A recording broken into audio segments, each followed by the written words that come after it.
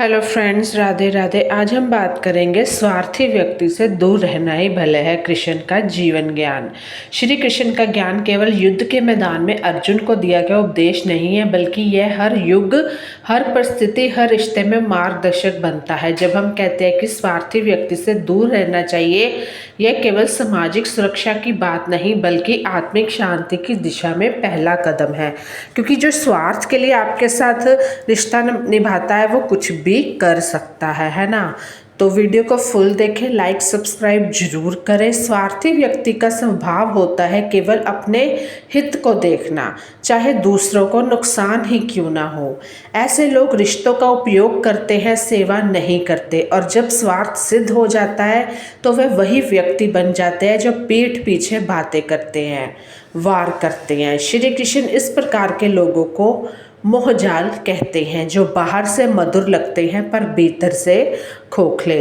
श्री कृष्ण कहते हैं, उनका ज्ञान है, भगवत गीता में उन्होंने कहा है, कर्म रन्वेधिकार दे माँ फलाशु कदाचन। तुम्हारा अधिकार केवल कर्म करने में, फल में नहीं। इसका तात्पर्य कि हमें निष्काम भाव से कर्म करना चाहिए, ना कि स्वार्थ की प्रेरणा से। और जब हम दूसरों में यह स्वार्थ देख लेते हैं तो समझ जाना चाहिए कि उस संगति में रहकर हम भी उसी मार्ग की ओर बढ़ सकते हैं।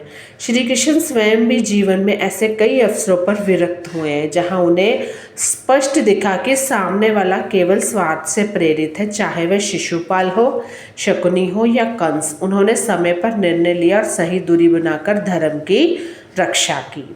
अतः अगर कोई व्यक्ति केवल अपने लाभ के लिए आपके साथ संबंध रखता है तो श्री कृष्ण का गूढ़ संदेश यही है कि उससे दूरी बना लो, मन की शांति पाओ और अपने धर्म पथ पर अडिग रहो। इसी को आगे लाइंस अग्रसर करते हुए हम एक कहानी बताएंगे, विश्वास और विष, यानी कि श्री कृष्ण और रैवतक की कथा। द्वारका नगरी अपने वैभव, नित्य और धर्म के लिए जानी जाती थी। यह वह भूमि थी जहाँ न्याय स्वयं श्री कृष्ण के हाथों से परिभाषित होता था। राजसभा में यहाँ योगेश्वर विराजते थे, वहाँ झूठ, छल और स्वार्थ अधिक दिन नहीं टिक सकते थे। ऐसे ही समय की बात है जब द्वारका में एक युवक आया, नाम था रैवतक। रैवतक बहुत ही चतुर था, लेकिन अंदर से बाहर से मीठी मीठी बातें जरूर करता था। रैवतक की चतुराई। रैवतक दिखने में सुंदर, वाणी में मधुर, व्यवहार में अत्यंत विनम्र था। वह स्वयं को श्री कृष्ण का भक्त कहता था।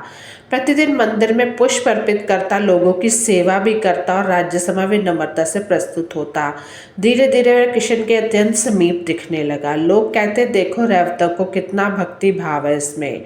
पर श्री कृष्ण मुस्कुराते थे। उन्होंने रैवतक की आंखों में वह लालसा देख ली थी जो स्वार्थ की थी। वो केवल लाभ के लिए चमकती है। कृष्ण जानते थे यह प्रेम नहीं, स्वार्थ है, स्वार्थ का बीज। एक दिन रैवतक ने श्री कृष्ण से कहा, हे मुरलीधर, मेरा जीवन धन्य हो जाएगा यदि मैं आपके रथ का सारथी बन सकूं।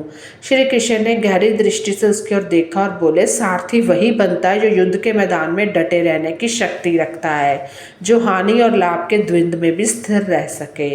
रैवतक ने शीघ्र कहा, प्रभु मैं आपके लिए सब कुछ करूंगा।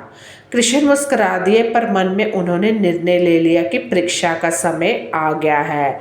अर्थात वह रैवतक की परीक्षा लेंगे कि उसका जो प्रेम है वो स्वार्थ है या फिर असल में प्रेम है। बस फिर युद्ध की अग्नि परीक्षा। कुछ समय बाद द्वारका पर एक बाहरी राज्य ने आक्रमण किया। युद्ध घोष हुआ। श्री कृष्ण ने रैवतक को रथ का सारथी बनाने का अवसर दिया। युद्ध आरंभ हुआ। शंख बजा, धनुष बिंदने लगे और रणभूमि में रक्त बहने लगे। रैवतक ने जैसे ही शत्रु सेना की भीषणता देखी, उसका मन भय से भर गया। उसका हाथ कांपने लगा, पैर डगमगाए। वह बोला, प्रभु यह युद्ध तो घोर है, हम सारे मारे जाएंगे, हम में से कोई भी नहीं बचेगा। यह युद्ध मेरे से कैसे होगा। श्री कृष्ण शांत थे। उन्होंने कहा, धर्म के लिए रण में उतरने वाले को मृत्यु का भय नहीं होना चाहिए, परंतु जिससे जीवन में केवल स्वार्थ ही देखा हो वह धर्म का व्रत नहीं निभा सकता। तभी अवसर पाकर रैवतक ने रथ मोड़ा और युद्ध भूमि से भाग खड़ा हुआ। कृष्ण ने स्वयं लगाम संभाली, रथ मोड़ा और युद्ध में डटे रहे। युद्ध के अंत में द्वारका की विजय हुई, पर रैवतव का चरित्र पराजित हो चुका था। उसका चरित्र सबके सामने आ चुका था कि वो स्वार्थ के कारण श्री कृष्ण के साथ जुड़ा हुआ था। बस फिर क्या था, श्री कृष्ण बोले, जो व्यक्ति केवल लाभ के समय के साथ और संकट में हाथ छोड़ दे वह सखा नहीं सौदा करता है, और जीवन में जो सौदे से प्रेम करता है उसका प्रेम कभी टिकता नहीं। तुम्हारे वचन मधुर थे, सेवा भी दिखावटी नहीं थी, पर सब स्वार्थ से ग्रस्त थे। तुम मेरे रथ के सारथी बनना चाहते थे, पर क्या तुमने कभी मेरे उद्देश्य को समझा? क्या तुमने धर्म के लिए त्याग सीखा? सभा मौन थी, रैवतक सिर झुकाए खड़ा था, क्योंकि सभा में रैवतक को अगले दिन बुलाया गया था। ये सारी बातें सभा भी सुन रही थी। तो इन सारी बातों से हमें भी शिक्षा मिलती है। अगर कोई व्यक्ति हमारे साथ स्वार्थ के लिए जुड़ा है तो के उसका इंसल्ट नहीं करनी है, कुछ नहीं कहना, बस उससे दूरी बनानी है। श्री कृष्ण ने कहा, संगति का प्रभाव गहरा होता है, और यदि वह संगति स्वार्थ में डूबी हो तो वह आत्मा को भी अंधकार में ले जाती है। अतः ऐसे स्वार्थी व्यक्ति से दूरी बनाना ही आत्मरक्षा है। क्षमा देना मेरा धर्म है, पर संग रहना नहीं। श्री कृष्ण ने रैवतक को द्वारका से विदा कर दिया। ना अपमान किया, ना क्रोध किया, केवल दूरी बना ली। यही उनका गूढ़ ज्ञान था कि जो लोग आपसे स्वार्थ के कारण आपके साथ टिके हुए हैं उनसे दूरी बना लो।